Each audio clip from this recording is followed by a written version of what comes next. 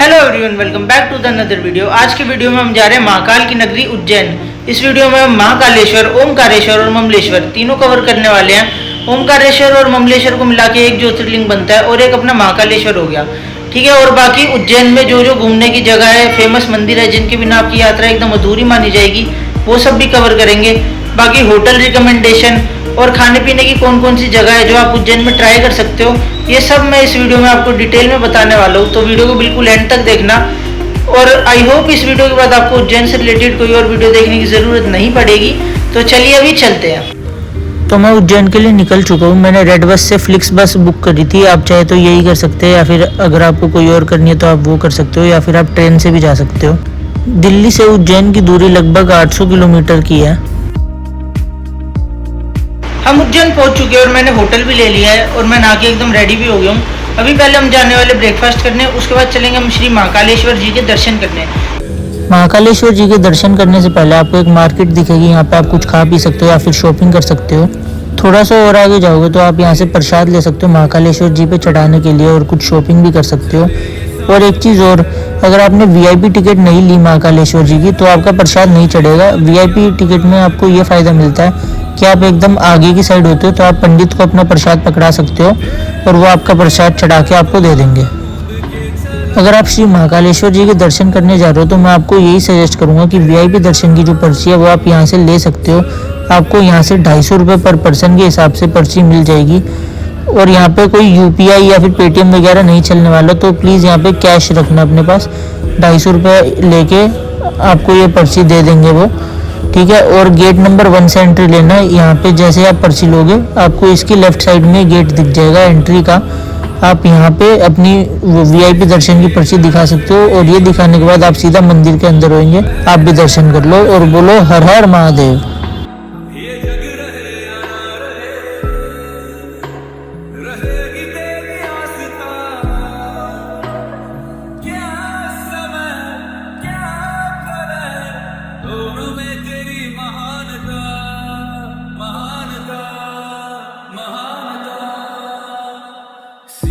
श्री महाकालेश्वर जी में और भी मंदिर है, जैसे श्री सिद्धि विनायक मंदिर, संकट मोचन हनुमान मंदिर। आप चाहे तो इन दोनों में भी दर्शन कर सकते हैं। श्री महाकालेश्वर जी के दर्शन करने के बाद मैं वापस अपने होटल आ गया था थोड़ी देर रेस्ट करने के लिए। अभी मैं जा रहा हूँ रामघाट, उसके बाद चलेंगे हरसिद्धि माता मंदिर, उसके बाद चलेंगे महाकाल लोक। तो हम रामघाट पहुँच चुके हैं, जिसे कई लोग शिप्रा रिवर के नाम से भी जानते हैं। रामघाट में स्नान करने को शुभ माना जाता है। अगर आप यहाँ पे आते हैं कभी तो आप यहाँ पे स्नान भी कर सकते हैं। और रामघाट में मंदिर भी बने हुए हैं काफ़ी सारे, आप चाहे तो यहाँ पे भी दर्शन कर सकते हैं। यहाँ पे शिप्रा गंगा का भी एक मंदिर है, आप यहाँ पे भी ज़रूर जाए अगर आप रामघाट विजिट कर रहे हैं तो। और आप रामघाट पर बोटिंग भी कर सकते हैं 100 रुपये पर पर्सन में। अब हम पहुंच गए उज्जैन के प्रसिद्ध हरसिद्धि माता मंदिर। यह मंदिर मां सती के 51 शक्तिपीठों में से एक है।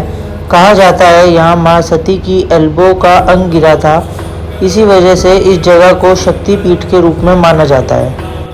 इस मंदिर की एक खास पहचान है 2 बड़े शिखरों पर जलते हुए दीप स्तंभ। यहाँ पर रोज़ हज़ारों दिए एक साथ जगमगाते हैं, और यहाँ पे शाम को 7 बजे आरती होती है। और अगर आप उज्जैन आए और आपने हरसिद्धि माता मंदिर शक्तिपीठ की दीप आरती नहीं देखी तो आपकी ट्रिप एकदम बेकार है। तो यहाँ पे अगर आ रहे हो तो आरती ज़रूर देखना।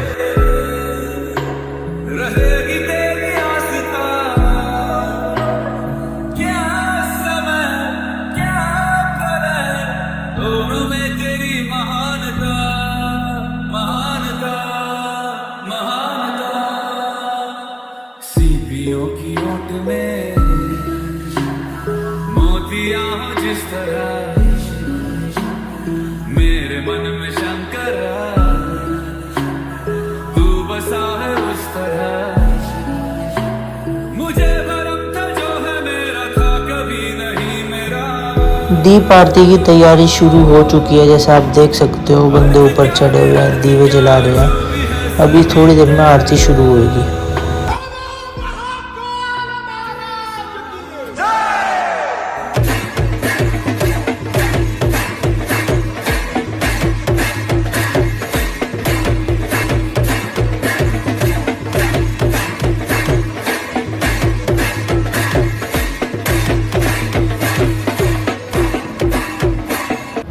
हरसिद्धि माता मंदिर से निकलने के बाद आपको एक प्रॉपर यहाँ पे मार्केट टाइप दिखेगी जहाँ पे आप शॉपिंग वगैरह कर सकते हो। अभी हम लोग जा रहे हैं महाकाल कॉरिडोर, जिसको महाकाल लोक के नाम से भी जाना जाता है, जो कि महाकालेश्वर ज्योतिर्लिंग के आसपास विकसित एक ग्रैंड स्पिरिचुअल कॉरिडोर है।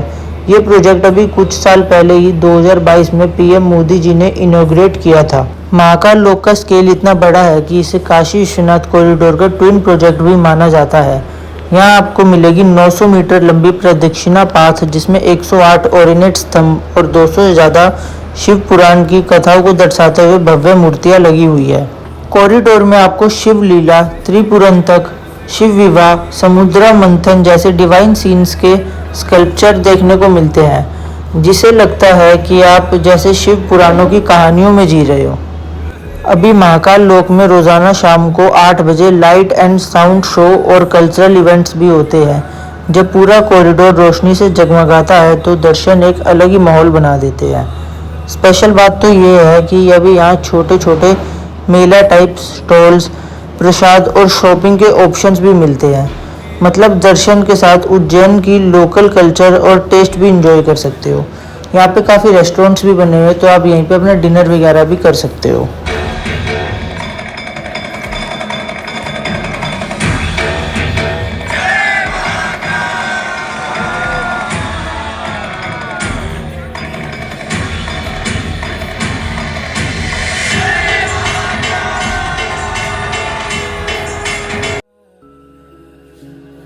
आदिदेव शंकरा महाकाल लोक को बनाया इस तरीके से गया है कि यहाँ आने वाले भक्त सिर्फ दर्शन ही नहीं बल्कि एक लाइफ टाइम एक्सपीरियंस लेके जाए। यही वजह है कि इसे दिव्य और भव्य महाकाल के रूप में कहा जाता है। अगर महाकालेश्वर ज्योतिर्लिंग शिव भक्तों के लिए हृदय है, तो महाकाल लोक उस हृदय की धड़कन है। महाकाल लोक की एंट्री एकदम फ्री है, लेकिन आप यहाँ पे 8 बजे से पहले पहुँच जाना अगर आपको ये शो देखना है तो, क्योंकि 9:30 बजे तक महाकाल लोक के गेट बंद कर दिए जाते हैं, आपको एंट्री नहीं मिलेगी। और अगर आप महाकालेश्वर में भस्म आरती नहीं देख पाए तो यहाँ पे भी आप वीआर के थ्रू देख सकते हैं। महाकाल लोक में ही आपको ये ऑप्शन मिलता है कि आप वीआर के थ्रू भस्म आरती को देख सकते हैं। ये भस्म आरती की वीआर वाली टिकट लिया मैंने अभी, 150 रुपये पर पर्सन में होती है। आप भी ले सकते हो, यहीं से आपको महाकाल लोक के पास से ही मिल जाएगी। अभी हम जा रहे हैं भस्म आरती देखने। देखने के बाद और डिनर करने के बाद मैं वापस अपने होटल पे आ गया था। अब होगा हमारा डे 2। रात को महाकाल लोक जाने के बाद और वीआर के थ्रू भस्म आरती देखने के बाद मैं अपने होटल आ गया था, क्योंकि एकदम तेज बारिश शुरू हो गई थी और रात का टाइम भी हो रहा था। पर आते वक्त मैं अपनी ओमकारेश्वर की बुकिंग करवा के आया था बस से। बस वाले ने लिए थे 560 रुपये, जो कि मेरे को यहाँ से उज्जैन से ओमकारेश्वर लेके जाएगी, वहाँ पे घुमाएगी और फिर वहाँ से वापस भी यहाँ पे लाके ड्रॉप करेगी। तो हमारी 7 बजे की बस थी, 6:50 ऑलरेडी हो रहे हैं, मैं लेट हो चुका हूँ। तो चलते हैं फटाफट और अपनी बस पकड़ते हैं और चलते हैं ओमकारेश्वर। बोलो हर हर महादेव। बस आपको हरसिद्धि माता मंदिर से ये पानी की टंकी के पास मिल जाएगी। अब ऑटो वाले को बोलना कि 4 धाम मंदिर पानी की टंकी पे छोड़ दे, वो आपको यहीं पे ड्रॉप करेगा। उज्जैन से ओमकारेश्वर की दूरी 150 किलोमीटर की है। तो अभी हम ओमकारेश्वर जा रहे हैं। बस आपको 4 घंटे का टाइम देती है दर्शन करने के लिए, इसमें आपको दर्शन करके वापस बस में आना होता है। अभी चलो चलते हैं ओमकारेश्वर।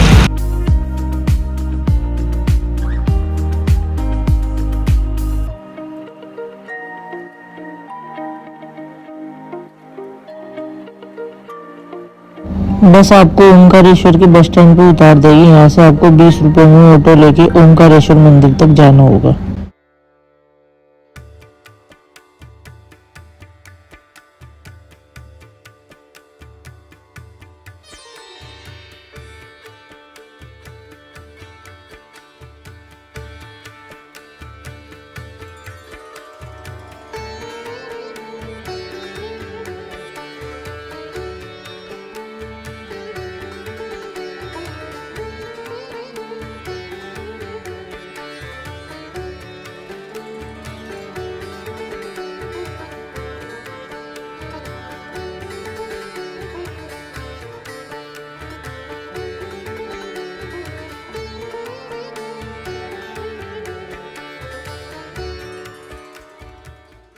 इस आइलैंड का शेप ओम जैसा माना जाता है, इसी वजह से इसका नाम पड़ा ओमकारेश्वर।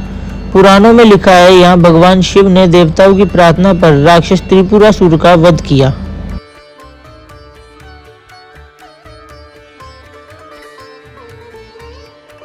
ओमकारेश्वर में भी वीआईपी दर्शन की सुविधा उपलब्ध है, लेकिन अब ऑफलाइन टिकट नहीं मिलती। अगर आपको वीआईपी दर्शन की पर्ची चाहिए तो वो आपको ऑनलाइन लेनी पड़ेगी और उसके लिए आपको कम से कम भी एक दिन पहले अप्लाई करना पड़ेगा। यहाँ पे मैंने ट्राई करी थी कि वीआईपी टिकट मिल जाए, लेकिन नहीं मिली।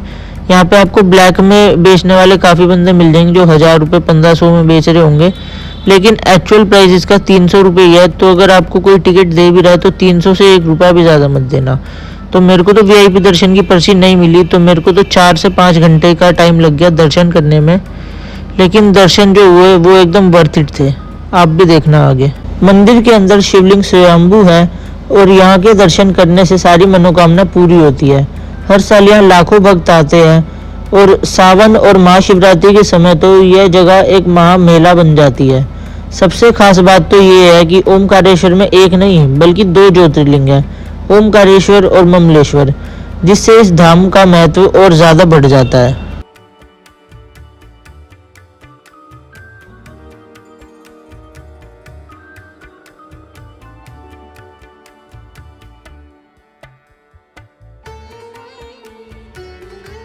मंदिर से निकलते ही सामने नजर आती है नर्मदा मैया, जिसे भारत की सबसे पवित्र नदियों में से एक माना जाता है। नर्मदा के किनारे ही तो ओमकारेश्वर की पूरी कहानी बसती है। यहाँ का एक और आइकॉनिक स्पॉट है सस्पेंशन ब्रिज, जो नर्मदा पर बना हुआ है। इसे लोकल लोग झूला पुल भी कहते हैं। जब आप इस ब्रिज से नदी को क्रॉस करते हो तो दोनों तरफ से बहते पानी और बीच में मंदिर के शिखर का नज़ारा एक डिवाइन पोस्टकार्ड जैसा लगता है। यहाँ पर बोटिंग भी होती है। अगर आप नदी में से मंदिर और ब्रिज का व्यू देखना चाहते हैं तो आप यहाँ पर बोट राइड भी ले सकते हैं। 100 रुपये पर पर्सन के हिसाब से यहाँ पे बोट राइड होती है। अब बात करते हैं ओमकारेश्वर के दूसरे ज्योतिर्लिंग ममलेश्वर मंदिर की।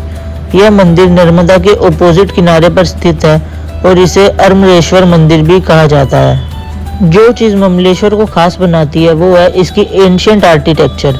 मंदिर का शिखर और स्टोन क्रेविंग्स आज भी अपनी असली शान दिखाते हैं। यह मंदिर 2000 साल पुराना माना जाता है और परमारा डायनेस्टी के समय इसका निर्माण हुआ था। धर्म ग्रंथों में लिखा है जो भक्त ओमकारेश्वर के दर्शन करके ममलेश्वर के दर्शन नहीं करता उसकी यात्रा अधूरी मानी जाती है। इसलिए यहाँ दोनों ज्योतिर्लिंग के दर्शन करना अनिवार्य है। ओमकारेश्वर और ममलेश्वर के दर्शन करने के बाद मैं वापस उज्जैन आ चुका हूँ अपने होटल पे। बारिश आ रही थी इस वजह से मैं सीधा होटल पे आ गया। अब थोड़ी देर बाद जाऊँगा डिनर करने, लेकिन वहाँ पे ना एक सीन हो गया मेरे साथ। जैसे मैं बस से उतरा दर्शन करने गया, अब दर्शन में इतना ज़्यादा टाइम लग गया भीड़ की वजह से कि वो बस छूट गई मेरी, क्योंकि बस वाले देते हैं 4 घंटे का टाइम और दर्शन में लग गया थोड़ा ज़्यादा टाइम। तो फिर मैंने वहाँ से 250 रुपये की दूसरी रिटर्न टिकट करी, फिर वो टिकट से मैं उज्जैन आया। आज है हमारा उज्जैन में तीसरा दिन। मैं रेडी हो चुका हूँ। अभी हम सुबह सुबह जा रहे हैं काल भैरव मंदिर। यह मंदिर महाकाल की नगरी का एक ऐसा रूप है जहाँ भैरवनाथ जी को रक्षक देवता के रूप में पूजा जाता है। शिव पुराण में लिखा है कि काल भैरव भगवान शिव के क्रोध का स्वरूप है जो नगरी की रक्षा करते हैं। यहाँ का सबसे अनोखा और प्रसिद्ध प्रथा ये है कि काल भैरव को भोग में दारू चढ़ाई जाती थी। भक्तों का विश्वास है कि भगवान स्वयं उस प्रसाद को ग्रहण करते हैं। मंदिर में एक विशेष कुंड बना हुआ है जहाँ भक्तों द्वारा पहले श्रद्धा से शराब अर्पित करी जाती थी, लेकिन अभी गवर्नमेंट ने ऑफिशियली इसको बैन कर रखा है, जिसकी वजह से मंदिर में दारू चढ़ाना बंद हो चुका है। अब यहाँ केवल फूल, बेलपत्र और प्रसाद अर्पित करके ही पूजा होती है। मंदिर की एक खास बात और है, यहाँ हर दिन हजारों लोग आते हैं और नवरात्रि के समय तो ये जगह बड़े मेले का रूप ले लेती है। काल भैरव के दर्शन करने से मनुष्य के जीवन से सारे भय दूर हो जाते हैं और कहा जाता है कि काल भैरव के दर्शन के बिना तो महाकाल की यात्रा अधूरी रह जाती है। काल भैरव के दर्शन करने के बाद मैं चला गया मंगलनाथ मंदिर। मंगलनाथ मंदिर पूरी दुनिया में सिर्फ एक ही मंदिर है जो कि है उज्जैन में। वहीं के एक लोकल ने हमें मंगलनाथ मंदिर की पूरी हिस्ट्री, पूरी कहानी डिटेल में समझाई थी। आप लोग भी वो देखो और एंजॉय करो। ये मंगलनाथ का मंदिर है, पूरे भारत पर विश्व में एकमात्र मंदिर है मंगल का। शिव जी का मस्तक का पसीना गिरा था जगह भूमि पर और भूमि माता के 2 भाग हुए थे, तब जाके मंगल भगवान उत्पन्न हुए थे और विराजमान हुए थे। अब आप अंदर जाओ दर्शन के लिए मंगल भगवान की माता जी देखते हो। माता प्राचीन भुवनेश्वरी है, जिनको पृथ्वी माता बोलते हैं। जिनकी अगर आप परिक्रमा लगाओ, पृथ्वी की परिक्रमा लगाओ, सामान्य माना जाता है। शिव के जितने मंदिर के दर्शन के लिए शिव जी की सवारी नंदी देखी, ये भारत का पहला मंदिर है। यहाँ पर नंदी की जगह भेड़ सवारी देखने को मिलता है। और भेड़ का कारण ये मेष और वृश्चिक राशि के स्वामी है, जिसकी मेष और वृश्चिक राशि रहती है पूरी जीवन के 90% कार्य इसी मंदिर सिद्ध होते हैं। उनके गुरु है, उनके स्वामी है। कर्क रेखा निकलती है मंदिर के शिखर के ऊपर से। मंदिर जो है पृथ्वी के नाभि वटिका है। उज्जैन में आप आए दर्शन दान के लिए, यहाँ दर्शन दान चढ़ाने का महत्व तो 2 मंदिर का है, ना कि हर मंदिर का। और 2 मंदिर पे कोई खाली हाथ नहीं जाता है, इनका ज्यादा महत्व उज्जैन नगरी में। काल भैरव जो महाकाल के मेन द्वारपाल है, काल का अवतार है। या दान करने से महाकाल के दर्शन लगते हैं तो द्वारपाल के रूप में द्वार खोलते हैं। दूसरा ये मंगलनाथ भगवान जो सेनापति है, 9 ग्रहों के सेनापति, 21 विभाग के अधिपति है। इनको 5 चीज का दान चढ़ता है। यहाँ पे दान चढ़ाने से दर्शन यात्रा तो मंगल होती है, बल्कि अपने जीवन में खुद के 9 ग्रह साथ रहते हैं। 9 ग्रह जैसे मंगल भारी होना, शनि का तेज होना या राहु केतु। अपने जीवन में या अपने परिवार के किसी भी सदस्य के जीवन में जो भी बाधा, कष्ट, पीड़ा, समस्या आती है, ग्रहों की दौर आती है। यहाँ पे शिवलिंग के ऊपर ऐसा चावल का भात चढ़ता है। ये भात चढ़ाने से 9 ग्रह साथ रहते हैं, 9 ग्रहों के सेनापति है। जिसको चावल का भात ना चढ़ाना हो, दर्शन के लिए आया हो, उज्जैन में घूमने के लिए आया हो, तो उसके लिए दर्शन एक प्रसाद है। और यहाँ प्रसाद चढ़ाने से 21 परेशानी, कष्टों का ज्ञान होता है। 21 परेशानी जैसे नौकरी चाकरी में बाधा आना, पढ़े लिखे में कमजोरी, रिश्ते बंधे, शनि का है, लोहा कपड़ा, काला तेल, उड़द दान करते हो, पूरे भारत में मात्र मंगल का। इनको लाल कपड़ा, गेहूँ, मसूर, श्रीफल, खीरगत्ता, दानी, रतन, मूंगा जो खंडक दान होता है। ये पूरा 5 दान है जो नाम संयम से चढ़ाना है। नाम में आपका आएगा, सन्ने में आपके माता पिता, भाई बहन, पूरा परिवार का आ जाएगा। अगर वो कार्य रुका हुआ वहाँ पर धागा बांध देना। ऐसा भी कार्य 3 महीने के अंदर मंगल होता है। भगवान मंगल जीवन के 21 कार्य स्वयं देखते हैं। तो दर्शन एक प्रसाद है, चढ़ाने से दर्शन यात्रा मंगल होती है। 21 कष्ट का ज्ञान होता है, न कार्य आपके हाथ से मंगल होता है। लेकिन आप संयम आपको गुप्त दान है। तो आइए मंगल का दर्शन। जय जय हो शंकरा, आदिदेव शंकरा, तेरे जाप के बिना चले ये सांस किस तरह। मेरा कर्म तू ही जाने, क्या बुरा है क्या भला। तेरे रास्ते पे मैं तो आंख मूंद के चला। तेरे नाम की जोत ने सारा लिया तमस मेरा। नमो नमो शंकर, भोलेनाथ शंकर, जय प्रियो नाम शंभो हे शिवाय। नमो नमो शंकर, भोलेनाथ शंकर, रुद्रदेव हे महेश्वरा।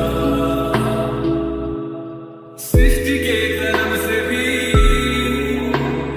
पहले तेरा वास था। ये जग रहे या ना रहे, रहेगी तेरी आस्था। क्या समय क्या प्रलय, दोनों में तेरी महानता, महानता, महानता। मंगलनाथ मंदिर के दर्शन करने के बाद मैं चला गया संदीपनी आश्रम। संदीपनी आश्रम में 2 मंदिर है, एक महाकाल का मंदिर है और एक कृष्ण सुदामा का मंदिर है। संदीपनी आश्रम यह वही पवित्र स्थान है जहाँ भगवान श्री कृष्ण, बलराम और सुदामा ने अपनी शिक्षा प्राप्त करी थी। कहा जाता है कि गुरु संदीपनी इस आश्रम के अध्यापक थे और यहाँ श्री कृष्ण ने अपने बचपन के अनेक गुरुकुल अनुभव बिताए। यह जगह एक तरह से भारत के प्राचीन गुरुकुल परंपरा का जीता जागता प्रमाण है। आश्रम के अंदर एक प्रसिद्ध कुंड है जिसे गोमती कुंड कहते हैं। कथा के अनुसार श्री कृष्ण ने यहाँ सभी तीर्थों का जल लाकर अपने गुरु संदीपनी को चढ़ाया था। आज भी भक्त यहाँ स्नान करते हैं और इस कुंड का पानी पवित्र माना जाता है।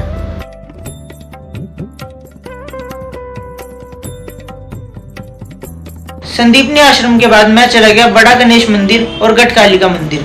इन दोनों मंदिर में आपको बिल्कुल भी भीड़ नहीं मिलने वाली और इन दोनों की डिस्टेंस बस 50 मीटर की दूरी पर है।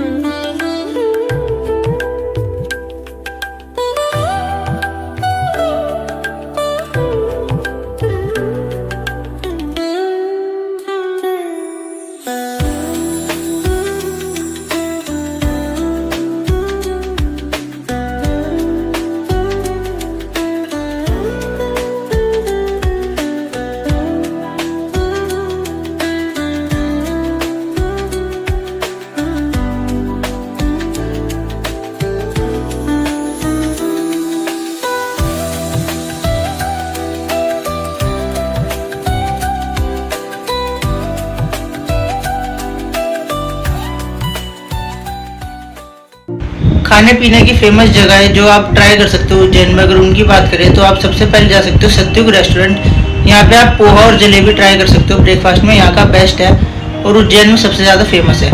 अगर लंच की बात करें या फिर अगर आपका कोई चाइनीज़ वगैरह खाने का मन करेगा तो आप गोकुलदास जा सकते हो, ये भी एक अच्छा ऑप्शन रहेगा।